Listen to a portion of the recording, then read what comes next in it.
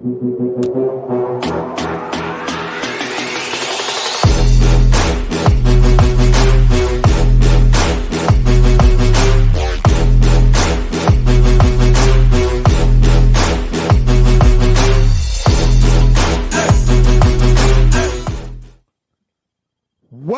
to the King Chapman Show. It is Friday, June 21, and I am Brent Chapman wearing the Rex Chapman jersey, old school Kentucky. And with me, I'm gonna turn to this side here, Jimmy. Got it? And with me from Plano, Texas, the original Fab One, Jimmy King. What it do? What it do, B? What's happening? I love the throwback. That Rex Chapman jersey is fire. Rex was a monster. Young players back in the day don't know too much about Rex, but Rex was that guy. My Even won the Slam Dunk Championship. The King and Chapman Show. I gotta represent Rex Chapman on the King and Chapman Show. And Jimmy, I'm gonna do a quick spin if I can do it. Oh yeah, you ain't have to change the name or nothing. Oh, it's right there. Were you the guy walking through the streets like signing autographs and telling everybody you were Rex's cousin? I was not. B Chap. I was not. I'm not related to Rex Chapman, but I am very happy to wear his throwback Kentucky jersey. Although I wish I had that old Suns jersey, right? Ooh, that one's hot. Oh, yeah. Didn't he play for Miami a little bit too? Yeah. Like that Miami jersey. That played. I think he was with Charlotte at one point. Charlotte. He was with Charlotte. Yep. I'm gonna have to get all the Rex Chapman throwbacks. Right after I get the Jimmy King with the cartoon raptor on the front of it. The hideous. The original raptor. That's right. The worst, ugliest jersey in the history of jerseys was the Jimmy King drafted Toronto Raptors jersey. No, it was the best marketing jersey because it sold out. It was the top jersey seller for that year in the NBA was the Toronto Raptors jerseys. Yes, those were wonderful. Well, Jimmy, we are going to jump right into it, and this is a first. It's not in many shows anywhere where they talk about Kansas, but we're going to talk about Kansas. And I'm not talking about Kansas City, Missouri. I'm talking about Kansas City, Kansas. Let me tell you something, Jimmy. Kansas, the Kansas side of Kansas City, is making a serious run at becoming the new home for the Kansas City Chiefs. Oh, and by the way, the Kansas City Royals also. With legislators approving a new plan Tuesday to lure both teams from Missouri to Kansas. Bipartisan legislation, supermajorities okayed a measure to authorize state bonds to help finance new stadiums and practice facilities, which is in this area of 2.3 million, which is split between Missouri. Like 70% of it would be taxpayer dollars. So they're saying they're putting the pressure.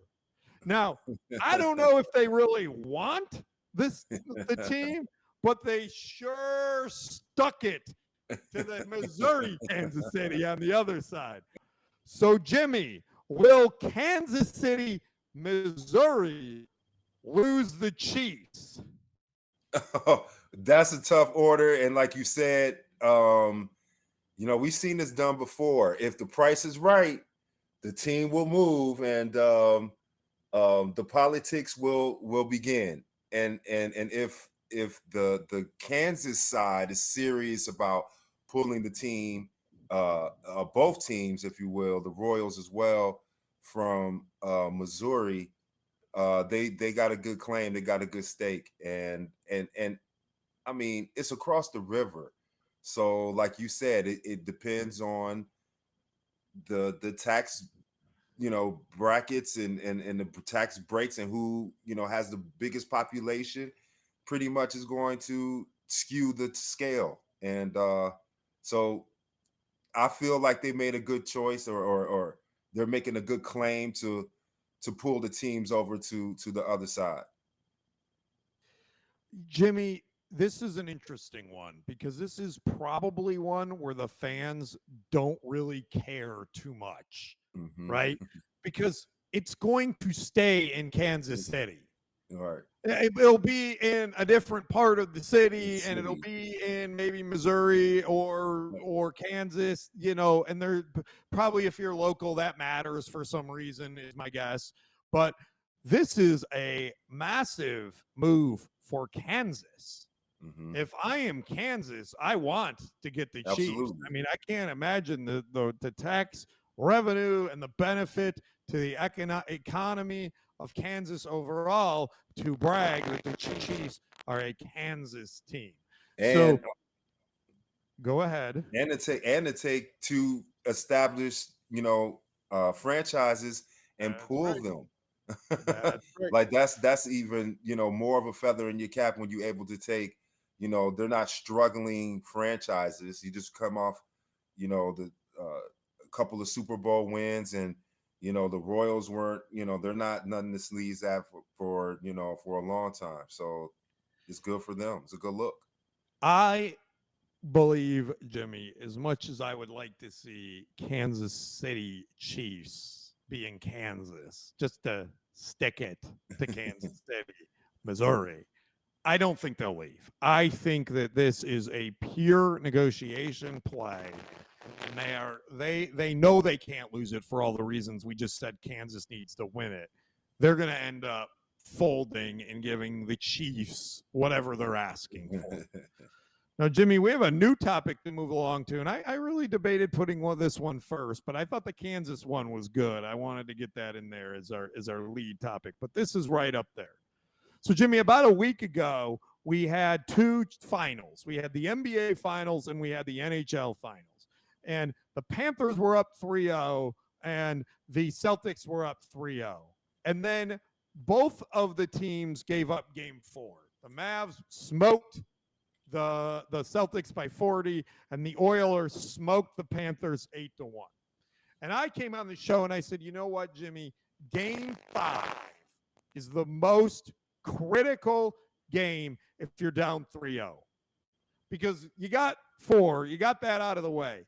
But you got to win 5. Because if you win 5, it goes back to your home.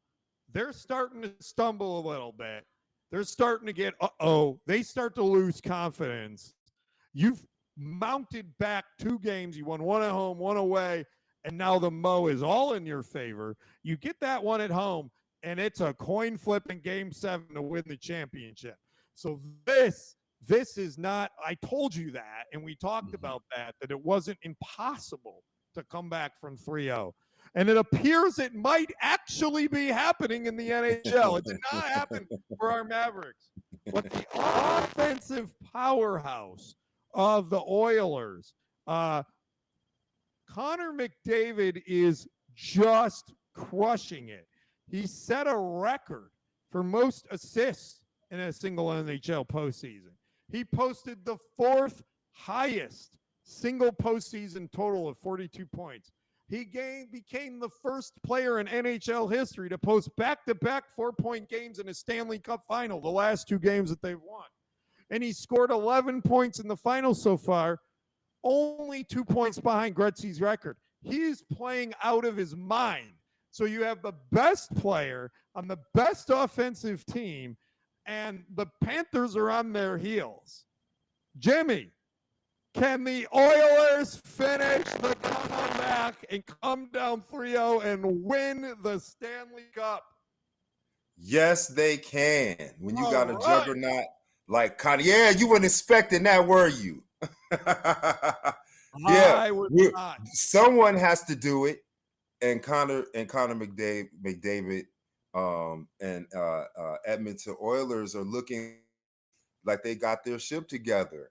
And when you got offensive juggernauts like that, I mean, you're talking about all-time greats. You're talking about he's knocking on the door of, Wayne Gretzky records. Wayne Gretzky, I mean, that's ridiculous. We never thought, or we've never thought that any of his records, or maybe just a few, would barely be scratched or touched. So the fact that he's doing that tells you everything you need to know about him as a leader, and what he galvanizes for, the rest of the team.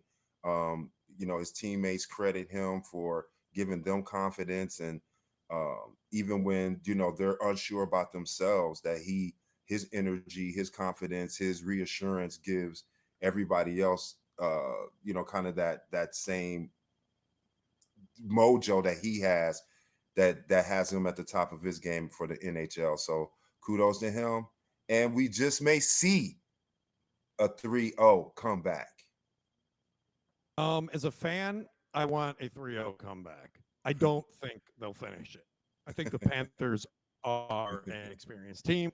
I think they're down, and I think you know what? I think But you just like going against me, because if I'd have said that the Panthers was going to shut it out, you'd have been like, I told you. Yes, this is the Juggernauts were coming back to win. If you would have picked the Panthers, I would have picked the Oilers. I will admit that freely and openly right now, that I am here to make interesting television, Jimmy. And I don't really care who wins this thing. I want to see some good hockey. I'll watch the game with my boys. We'll have a little bit of fun.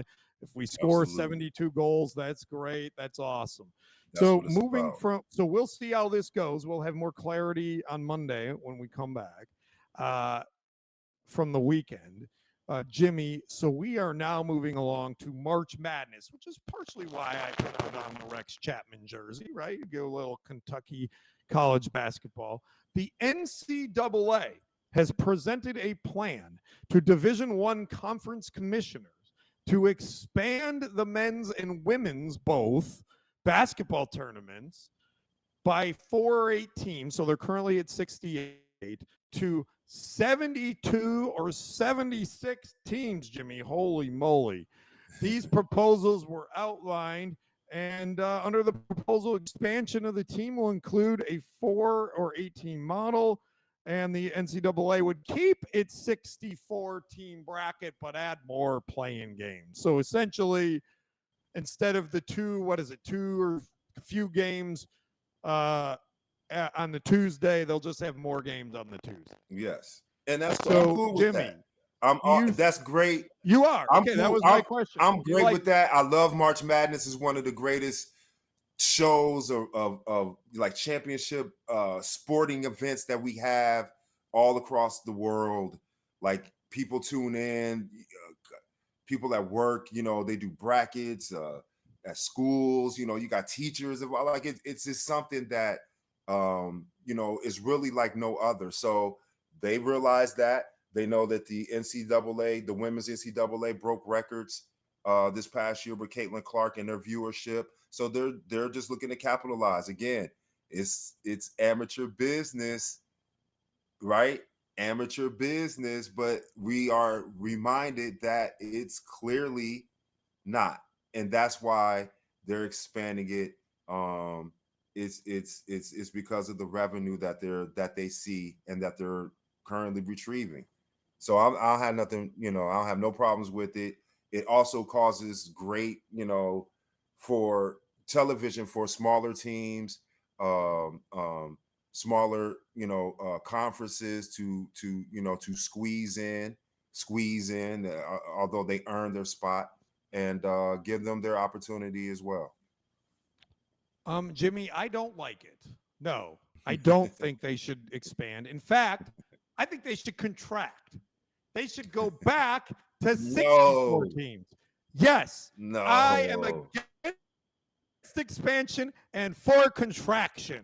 So wait a minute. So you're against expanding 4 to 8 teams, 8 more teams in a huge national tournament, but you want to extend unlimited rounds in a one-on-one boxing match till somebody pops somebody's head off. I want to know who the winner is. Look, Team 65 isn't winning the championship, right? How do you know that? You don't know that. They could have been hampered by injury. They could have squeezed in at the end of the season, made a nice run. Okay. They could get and nowadays you get transfers like it's nothing. It's almost like free agency. So, Jimmy, moving along, our next topic is a fun topic.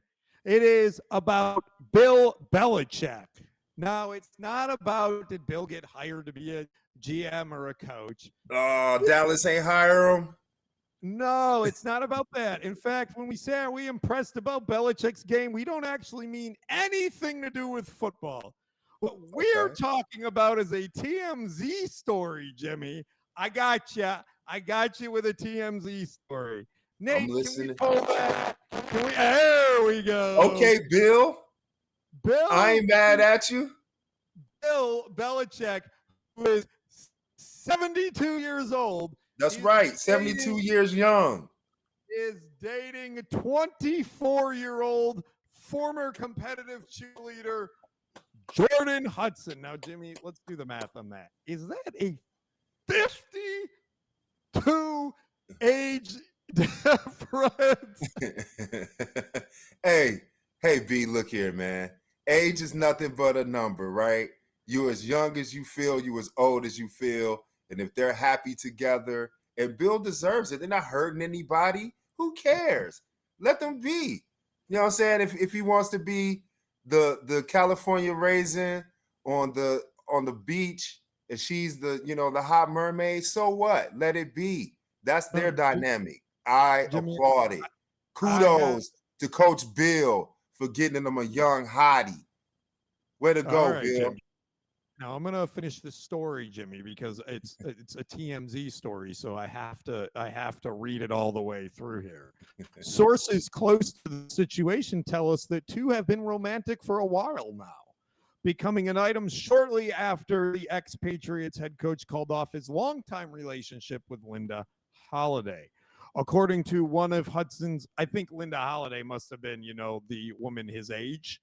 And so after that relationship, he needed to, upgrade or scale back spice it up. a half a century. According to one of Hudson's former cheerleading teammates, Hudson first met Bill on a flight from Boston to Florida way back in 2021 when she was a student athlete. Oh, goodness. We were told they swapped contact information after landing and stayed friendly for months, discussing her schoolwork and the X's and O's of her cheerleading routines. I am sure that Bill Belichick had lots of input on her cheerleading routines. The greatest coach of all time. The cheerleading, you know what? The cheerleading I won't comment on, but what I will comment on is the X's and O's. Now that will be interesting to see what those conversations were like and what he was sharing with her and what her input was. So I now believe, and I'm going to answer the question, am I impressed by Belichick's game? Heck yes, I'm impressed by Belichick's game. Woo! Here's the deal. He is a GOAT coach. It appears he has GOAT game too. So congrats to Bill Belichick. That's right. a enjoyable retirement. Jimmy, now we are going to move on to another kind of football. The original football. Football. And we have the 2024 Copa America. This is a mini World Cup that kicks off today in the United States, and it will stretch from coast to coast throughout the Americas and feature megastars like Lionel Messi and others playing. It is mostly, and I have to check my notes here, but I believe it is mostly South American, if not Oh, my microphone fell over. It typically features 12 teams, but in 2024 there will be 16 teams. So, Jimmy, who you got winning Copa America? Oh, wow. That's tough. Like you got Mexican Americans, Colombian Americans, Argentinian Americans, Venezuelan Americans. So to pick one, I'm gonna have to go with Venezuela, and I'm gonna give you here's the reason why. Okay, I can't wait to hear this. It's the same reason, or partly the same reason why I chose the Panthers in the NHL. All right. I was fortunate enough to play overseas, and one of the teams that I played for was, or a couple of teams were in Venezuela down in South America. So I have an affinity for the way that they treated me. It was great people, great food, great culture in the middle of the jungle in this big city. So I had a great experience down there. That's why I'm riding with the Venezuelans. Now, Jimmy, that is a good pick. I'm glad you picked a team that's actually in the tournament. So the Copa America, what they did this year is CONCACAF, which is sort of the Northern American teams, right? They said, hey, let's combine and do Copa America together. So they got to put 6 teams in there. So U.S., Mexico, Canada, Panama, Costa Rica, and Jamaica. Those are the North American teams, right? So they're joining the traditional participants of Argentina, Brazil, Colombia, Uruguay, Paraguay, Chile, Peru, Ecuador, Venezuela, and Bolivia. So, Jimmy, this is a pretty easy pick. You should always, Jimmy, it is a rule of thumb. It's like in the NFL, like the past 20 years. If you just pick the Patriots or just pick the Chiefs, right? You should always pick Brazil. I don't care who is playing. I don't care who's on their team. They've got the next guy that can dribble circles around you with his earlobes. Okay. Always pick Brazil, but I'm not picking Brazil, Jimmy. I'm picking Argentina. Whoa. Lionel Messi. Oh, well, there you go. You picking Michael Jordan on the Bulls to win the championship. Yeah, of course. That, bro? Of course you are. But see, I'm such a homer, just like I chose Dallas to win it. Venezuela is just like a second home, just like I love Detroit. I spent time there. They took care of my family. I loved it. I was eating breakfast on the beach with my driver. Whoa. 5-bedroom crib. It was palatial. It was dope. That's why I'm riding with Venezuela. So, Jimmy, just to clarify, did you play in Venezuela? Is that what we're talking about? I played in Venezuela. I played in Valencia, which is a city right on the border to next to Colombia. It's in the middle of the jungle. It's a beautiful place. You go 3 hours driving through the mountains, up the mountains, around the mountains, into this beautiful city in the middle of the jungle. It blows your mind. And it's great food, great atmosphere. Good fans? Fans were good? Oh, yeah. Fans were incredible. Very knowledgeable of the game, very passionate of the game. That's why you always hear about players who come from overseas and they walk into the NBA, and it's easier for them. It's more physical over there. The referees don't bail you out. It's a tough game. So yeah, I got a lot of respect for Venezuela basketball league. That's awesome. That's great insight. And that's good insight for our listeners just wanting to hear about what it's like overseas playing, as an American basketball player playing overseas. And great experience. I think that's a really interesting point. And I actually have a personal perspective on this. Obviously, I didn't play basketball overseas, but I happened to live in the Philippines for a job for 2 years in my early 20s, and I became friends with some of the American expat basketball players because we were just we had a community, right? And we Right. hung out. And so I got to see up front and close hand how they were treated. And the fans, Philippines is not Venezuela, but I assume based on what you're saying, it sounds very similar. The fans are very passionate about the basketball. They're very passionate about these expats, as they call them, coming in and playing. They're very supportive, especially if you're their local team, right? So kudos, Jimmy. Thank you for pointing that out to everyone, that's how it rolls, because I bet a lot of people don't know that. But the local fans really, really, really rally behind these expats that come and play in their home country. So awesome. Awesome. Well, thank you, Jimmy, for picking Venezuela. They're going to get smoked by Argentina. But we really appreciate you supporting them. That's awesome. We'll see when they get upset.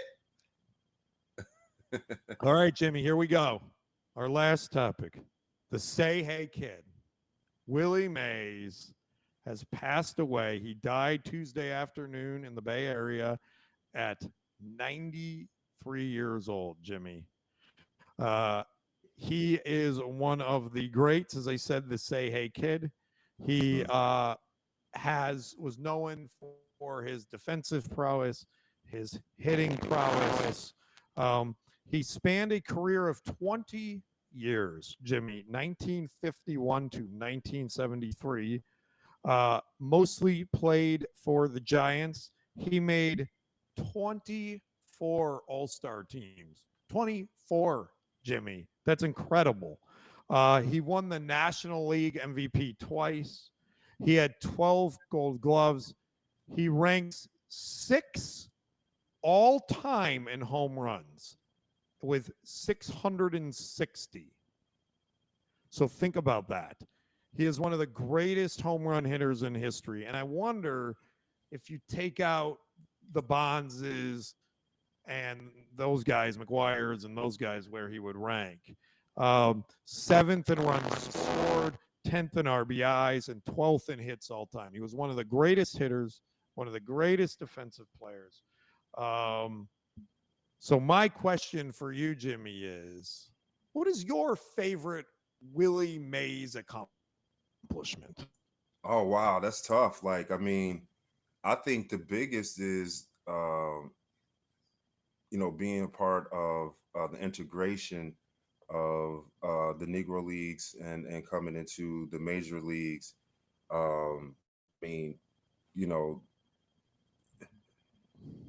Being a part of changing the game, changing the culture, making an impact in as far as community and society is probably one of the biggest impacts that I remember for Willie Mays. But his accomplishments of 24 All-Stars, World Series championships, 2 MVPs, Rookie of the Year, 12 Gold Gloves. It's just, I don't know, it's so many to choose from. I would just say that, again, people like this who you could point to that done so many things to help elevate the game.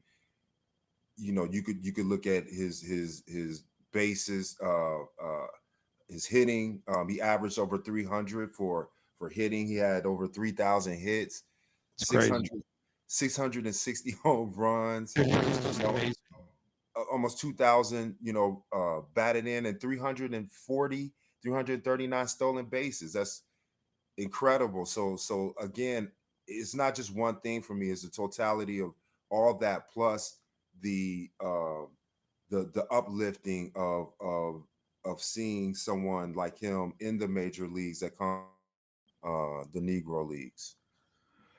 Yeah, that is well stated, Jimmy. When you really I grew up as a kid in the 80s and the 90s. So my dad obviously grew up watching Willie Mays as a kid, right? That was sort of the time that he watched baseball, and it was the national pastime. So he talked a lot about Willie Mays to me as a kid. And so I have a very strong appreciation for him and all these accomplishments. But I'll be honest, that's just kind of ingrained in me, having grown up with that, right? And the things that you mentioned.